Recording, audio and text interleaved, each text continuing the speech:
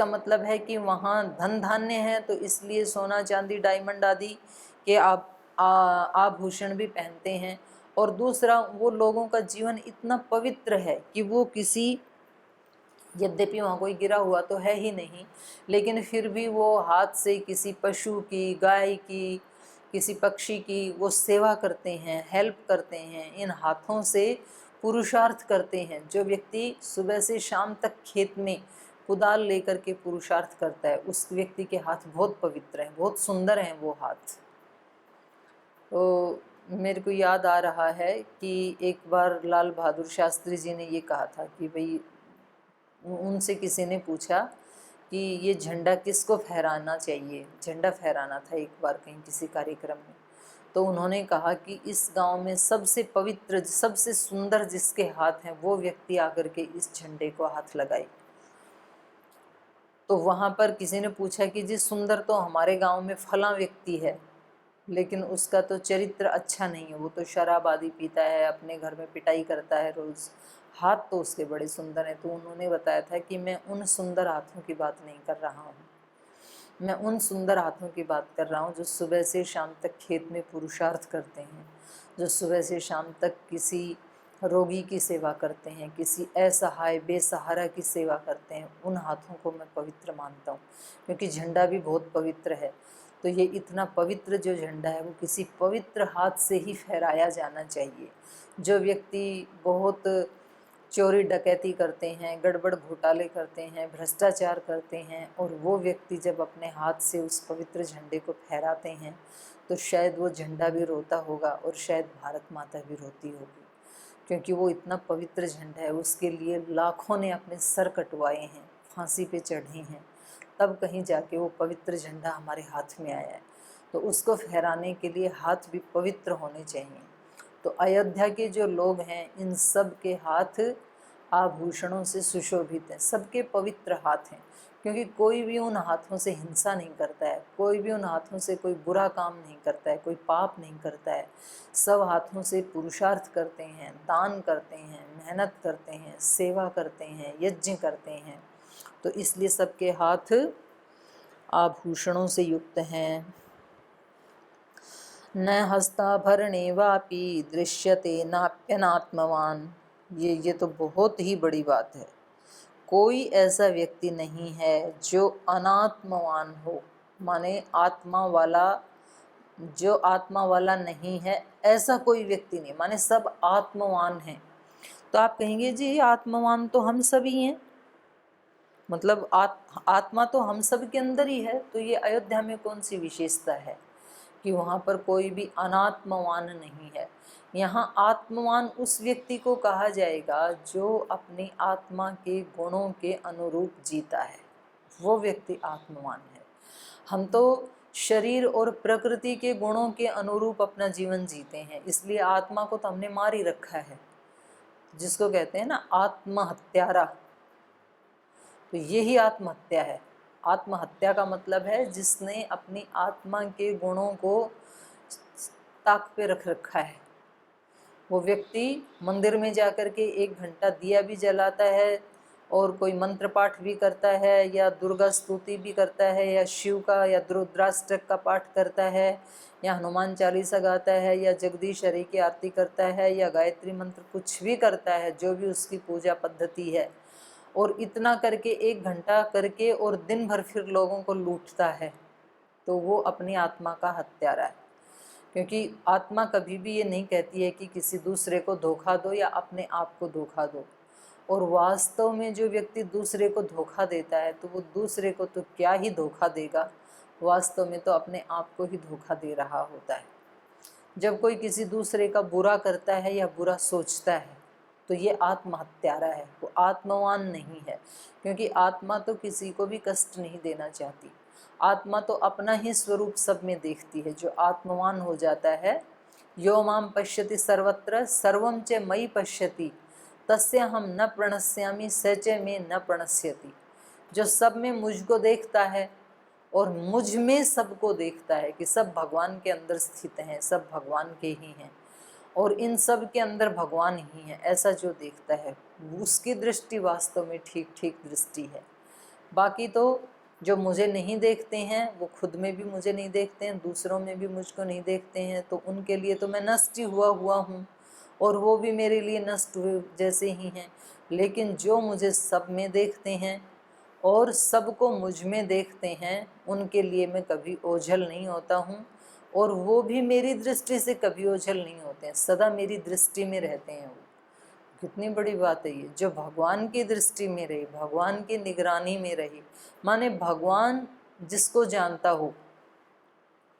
एक दक्षिण की सुभद्रा माता जी, जो मतलब बहुत 20 साल की उम्र में आ गई थी, अभी तो 80+ उनकी आयु है। बहुत बड़ी तपस्विनी, हिमालय में पहले गंगोत्री से ऊपर तपोवन में रहते थे, फिर गंगोत्री में आ गई, फिर नीचे उत्तरकाशी में आ गए, आजकल हरिद्वार में हैं।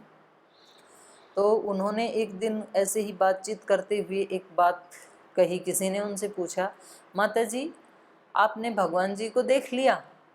तो उन्होंने कहा कि हमने भगवान को देखा या नहीं देखा हमें नहीं पता, पर भगवान जी ने हमें ज़रूर देख लिया और इतना पर्याप्त है।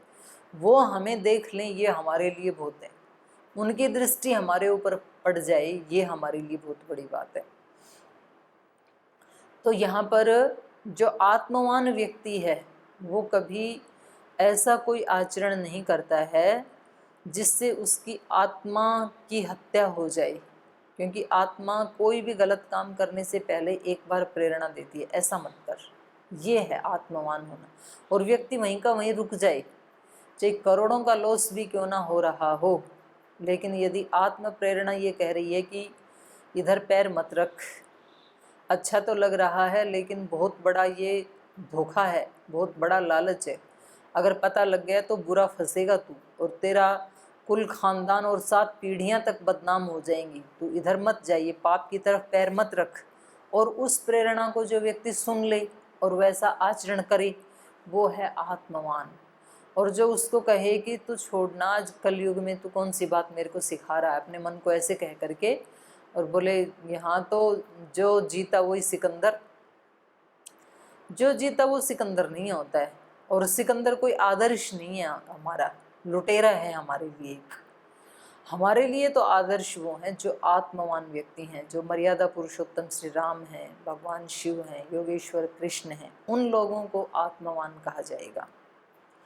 तो यहाँ पर अयोध्या में कह रहे हैं कि ऐसा कोई व्यक्ति दिखाई नहीं देता, न वा अपि दृश्यते अनात्मवान, जो आत्मवान ना हो, आत्म प्रेरणा के अनुसार जो जीवन ना जीता हो, ऐसा कोई नहीं है।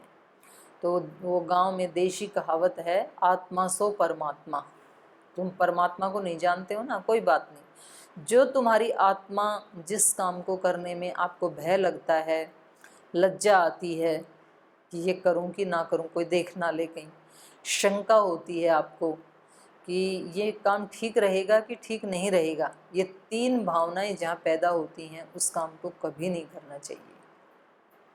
और जिस काम को करने में मन में भय नहीं आता है, जैसे मान लो कोई विद्यार्थी सुबह 4 बजे उठ करके ध्यान कर रहा है या अपनी पढ़ाई कर रहा है, तो उसके मन में भय नहीं आएगा।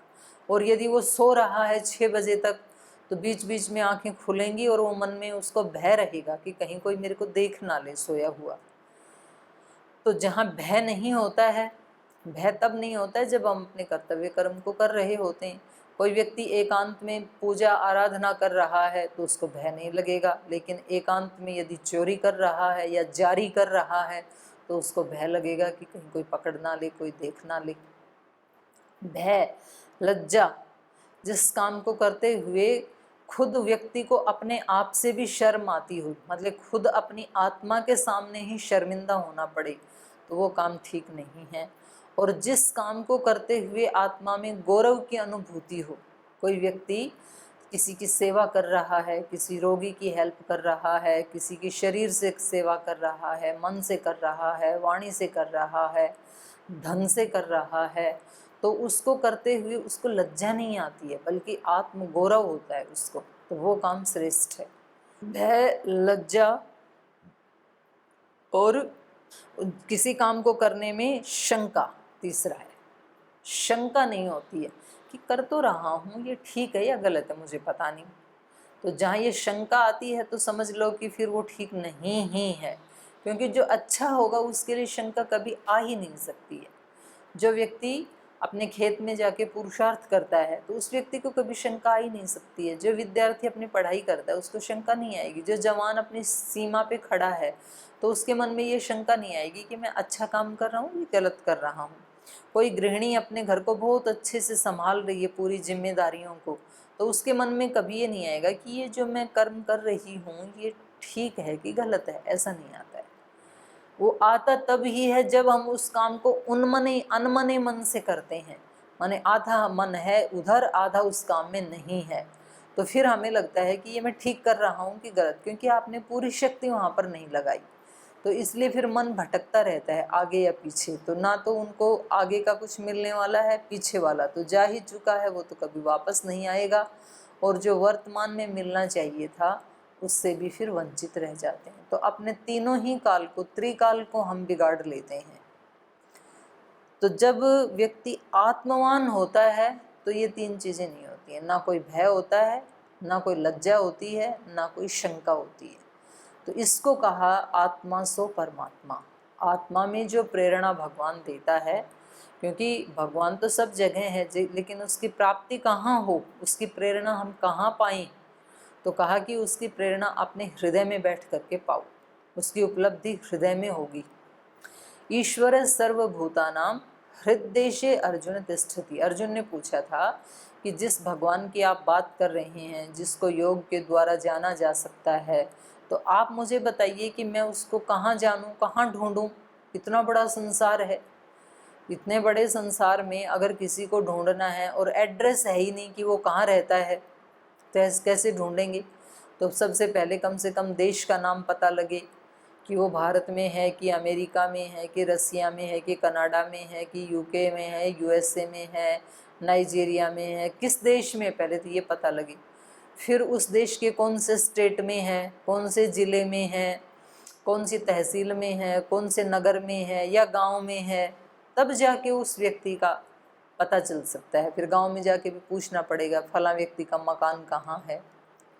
तो ये इतना बड़ा संसार, और केवल ये पृथ्वी ही नहीं, वो तो जल में भी है, अब इतने समुद्र, वो तो स्थल में भी है, इतना बड़ा अंतरिक्ष, वो तो द्युलोक में भी है, तो इतना बड़ा द्युलोक, तो उसको ढूंढेगा कहाँ?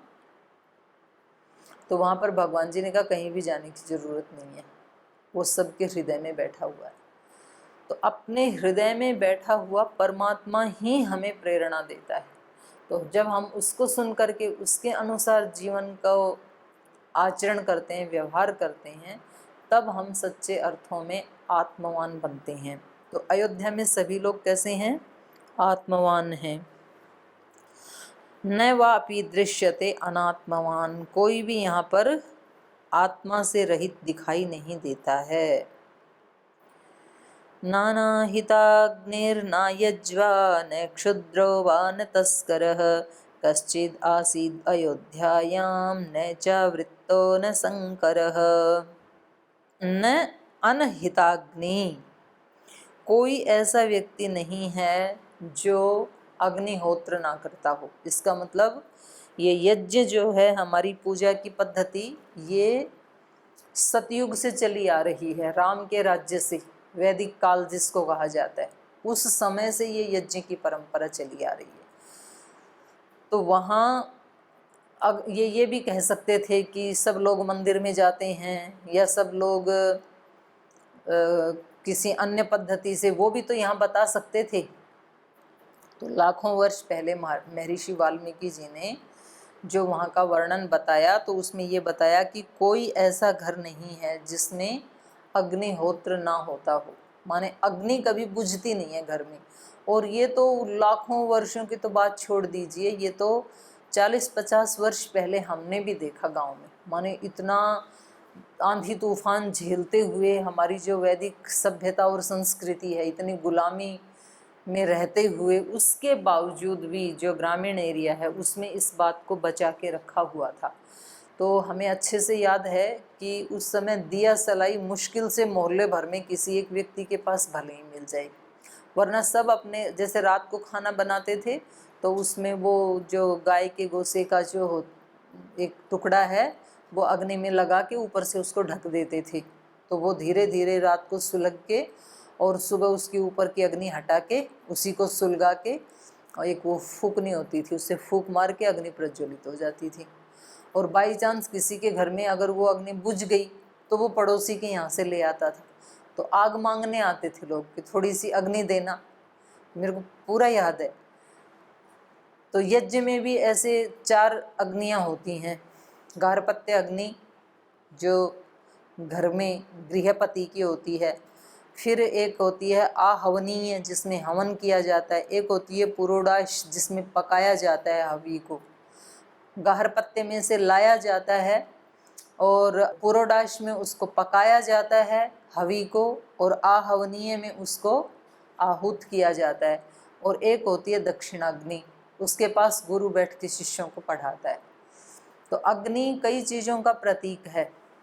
किसी भी घर में अग्नि नहीं बुझती थी तो अग्नि धर्म का प्रतीक है। आग बुझ गई तो समझ लो कि धर्म चला गया। अग्नि बुझ गई तो वो मृत्यु का प्रतीक है कि जिस घर में आग नहीं है इसका मतलब वहाँ मृत्यु हुई है किसी की। अग्नि संकल्पों की आशाओं का प्रतीक है। जिस व्यक्ति में आग नहीं है तो वो तो जीता भी मुर्दे के जैसा ही है, जिसमें कोई संकल्प नहीं है, कोई उसका उद्देश्य नहीं है, कोई धर्म कर्म नहीं है। तो अग्नि अनेक प्रतीकों का प्रतिनिधित्व करती है। और अग्नि का मतलब है अग्निहोत्र। तो ऐसे बताते हैं कि वैदिक काल में सब घरों की जो छतें हैं वहाँ कोई एक कमरा, कोई एक मकान ऐसा होता था जो धुएं से काला हुआ है, माने यज्ञशाला सब जगह होती थी।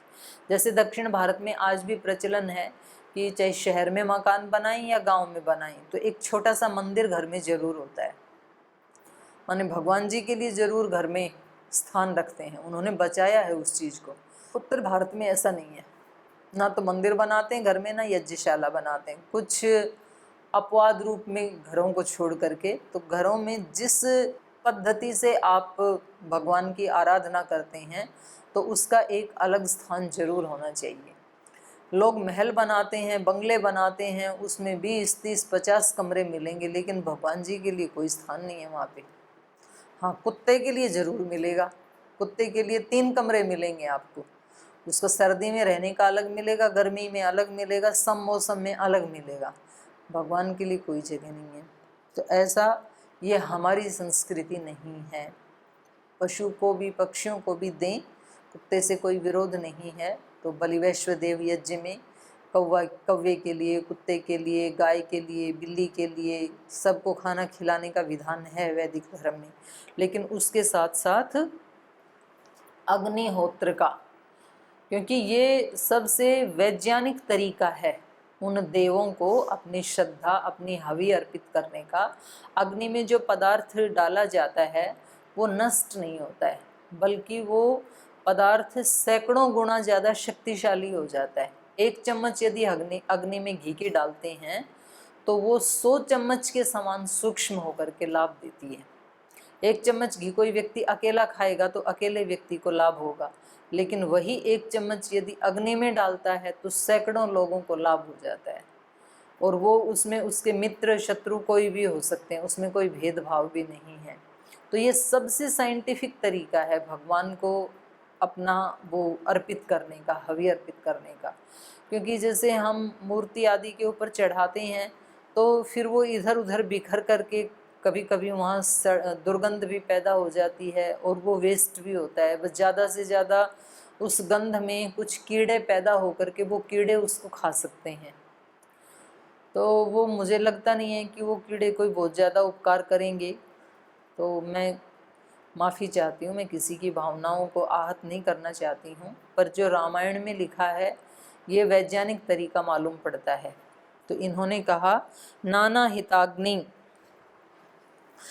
हिताग्नि न अयज्वा, कोई ऐसा नहीं है जिसके यहाँ अग्नि ना हो और जिसने अयज्वा, जिसने यज्ञ ना किया हो, माने सब यज्ञ करने वाले हैं। और ये दोनों भाई भी जब जंगल में गए तो हम देखते हैं इनका भी कि इनके पास अब घी सामग्री श्रुआ आदि तो थे नहीं, हवन कुंड आदि थे नहीं, तो ये बैठ के संध्या करते हैं। जहाँ कहीं भी सांझ होती है वो समय, तो ये जब चल रहे होते हैं एक वन से दूसरे वन, तीसरे वन, तो जहाँ भी संध्या काल आता है वहीं तीनों जने बैठ जाते हैं कि ये संध्या का समय है, अब हम संध्या करेंगे। तो ऐसे ही सुबह बैठ जाते हैं प्रातःकाल, जो संधि का समय, जहाँ रात और दिन दोनों मिलते हैं, जहाँ संधि होती है रात और दिन की, उसको संध्या काल कहते हैं। तो उस समय में चित्त की वृत्तियां जो हैं वो पूरी प्रकृति उनको सम अवस्था में रखने का, शांत रखने का सहयोग करती है। तो यहाँ पर कोई ऐसा नहीं है, नाना हिताग्नि न अयज्वा न क्षुद्रो, कोई ऐसा क्षुद्र नहीं है। क्षुद्र मतलब छोटा सोचने वाला, छोटा हृदय रखने वाला। श्री अरविंद की एक पुस्तक है, वहाँ उन्होंने एक प्रार्थना की है भगवान जी से, भगवान को माँ के रूप में देखते हुए कहते हैं कि माँ, हमें क्षुद्राशयता से हटा और हमें उदार चेता बना।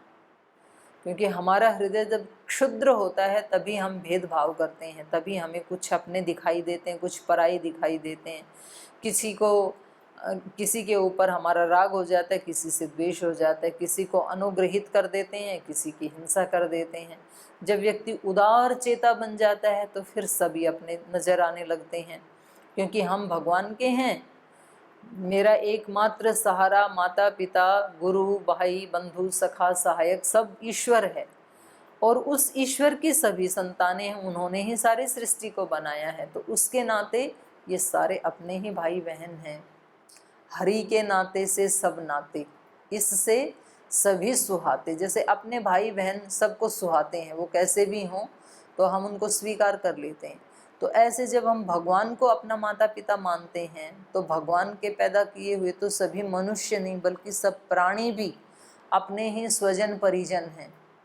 और इसके तो इतिहास में भी हमें बहुत सारे उदाहरण मिलते हैं। शिवी ने एक कबूतर की रक्षा के लिए अपना मांस काट करके दे दिया था। रामायण में भी हम देखते हैं कि जो गिद्ध जटायु है, उन्होंने सीता माता की रक्षा के लिए अपने प्राण आहूत कर दिए हैं।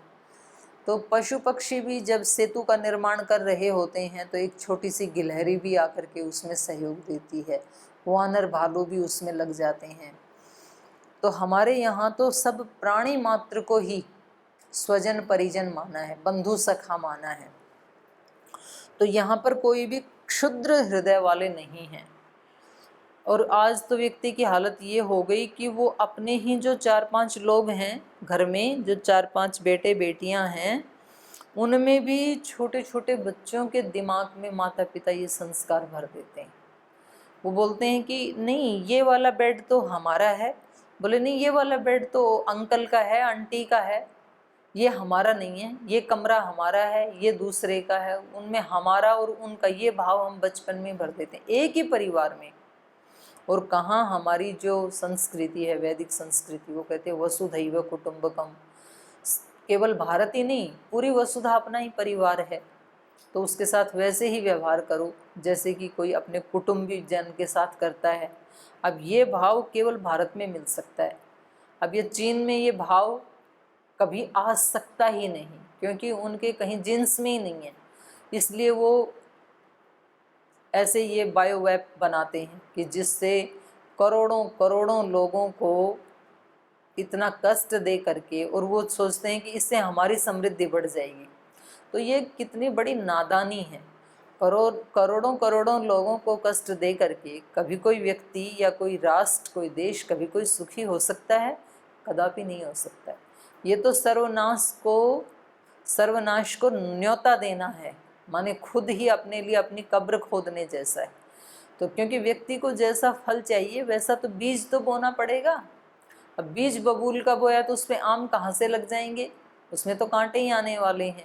तो जब हम दूसरे को तंग करते हैं, क्षुद्र हृदयता दिखाते हैं, मैं मतलब किसी पे आक्षेप नहीं करना चाहती हूँ, लेकिन डॉक्टर्स बताते हैं कि ये जो हाई बीपी या हार्ट की प्रॉब्लम जो है, ये ज़्यादातर सबके लिए नहीं कह रही, ज़्यादातर उन लोगों को होती है कि किसी भी टेंशन से या डिप्रेशन से उनकी जो रक्तवाहिनी जो वो नर्व्स हैं वो सिकुड़ जाती हैं। मतलब जो इतनी चौड़ी होनी चाहिए थी, जिसमें आसानी से ब्लड गति करना चाहिए था, अब वो इतनी में से इतनी सी हो गई, तो फिर इसमें प्रेशर तो बढ़ेगा ना। नाली बड़ी है तो पानी आराम से जाता रहेगा, और वो छोटी हो गई तो उसमें प्रेशर बढ़ जाएगा फिर। तो ये क्षुद्राशयता के कारण, क्योंकि घर में भी व्यक्ति अपने आप को संकुचित कर लेता है। वो चाहता है कि सारे परिवार के लोग बस केवल मेरे सुख के लिए जिएं, जो मुझे अच्छा लगता है ना वैसे सारे लोग करें। और वैसा तो हो ही नहीं सकता है कि सारे लोग जैसा हम चाहते हैं वैसे ही करें, क्योंकि दूसरा भी यही चाहता है, तीसरा भी यही चाहता है, हर व्यक्ति ये चाहता है। और जब हम दूसरे को स्वीकार नहीं कर सकते हैं तो दूसरे हमें क्यों स्वीकार करें। और फिर बस व्यक्ति अंदर अंदर घुटता रहता है, परेशान होता रहता है, तनावग्रस्त होता रहता है, और वो अपने शरीर का नुकसान कर लेता है। उसका हृदय जितना सिकुड़ता चला जाता है तो फिर ये रोग पैदा हो जाते हैं, हाई ब्लड प्रेशर, हार्ट के ब्लॉकेज, और भी बहुत सारे रोग पैदा हो जाते हैं। तो यहाँ पर एक विशेषता बता रहे हैं कि अयोध्या में जो अयोध्यावासी हैं उनमें कोई भी क्षुद्र नहीं है। नाना हिताग्नि न अयज्वा न क्षुद्रो न वा तस्करः, कोई तस्कर नहीं है, कोई चोर डाकू लुटेरा नहीं है यहाँ अयोध्या में।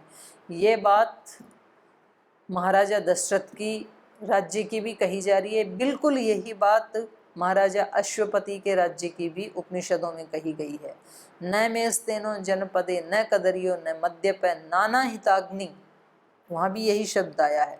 मेरे देश में कोई कंजूस नहीं है, कोई मद्यपान करने वाला नहीं है, कोई अविद्वान नहीं है, न कोई अग्निहोत्र ना करता हो ऐसा भी नहीं है, न स्वैरी स्वैरिणी कुतः, कोई दुराचार व्यभिचार करने वाला नहीं है। और जब कोई पुरुष ही ऐसे नहीं है तो न स्वैरी, स्वैरी माने दुराचारी, स्वैरिणी कुतः, तो महिलाएं तो कैसे दूषित हो सकती हैं। जब किसी पुरुष का ही चरित्र दूषित नहीं है तो महिलाएं तो स्वभाव से ही पवित्र होती हैं। तो इससे ये भी पता चल रहा है उस उद्घोष से, और ये देखा भी जाता है, महिलाओं का डिजाइन भगवान ने ऐसा बनाया है कि वो कभी भी आक्रामक नहीं होती हैं। पुरुष का स्वभाव ऐसा वो आक्रामक हो जाता है। इसलिए कहीं धरती पे आपने ऐसी न्यूज़ नहीं सुनी होगी कि कहीं किसी महिला ने किसी पुरुष के साथ कोई बलात्कार किया हो, क्योंकि उनके स्वभाव में ही वो नहीं है। अगर सब बच्चों को और ख़ास करके पुरुषों को, बालकों को, अगर उनकी माँ इस प्रकार के पवित्र चरित्र की ऊंची शिक्षा दे दें तो देश में कहीं ढूंढने से भी कोई ऐसा अपराधी व्यक्ति नहीं मिलेगा। तो इतनी सुंदर व्यवस्था यहाँ अयोध्या की ये बता रहे हैं। कोई चोर डाकू लुटेरा नहीं है, कोई ऐसा क्षुद्र हृदय वाला नहीं है, अग्निहोत्र से रहित नहीं है। तो ये आगे अभी चल ही रहा है, बड़ा सुंदर अयोध्या का वर्णन, और हमें भी बहुत अच्छा लग रहा है और साथ में प्रेरणा भी मिल रही है।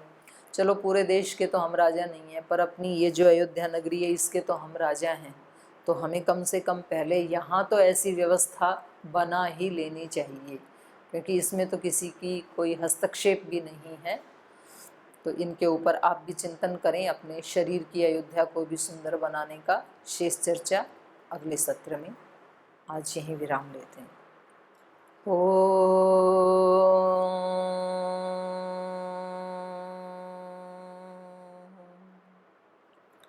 शांति शांति शांति। श्री गुरुभ्यो नमः।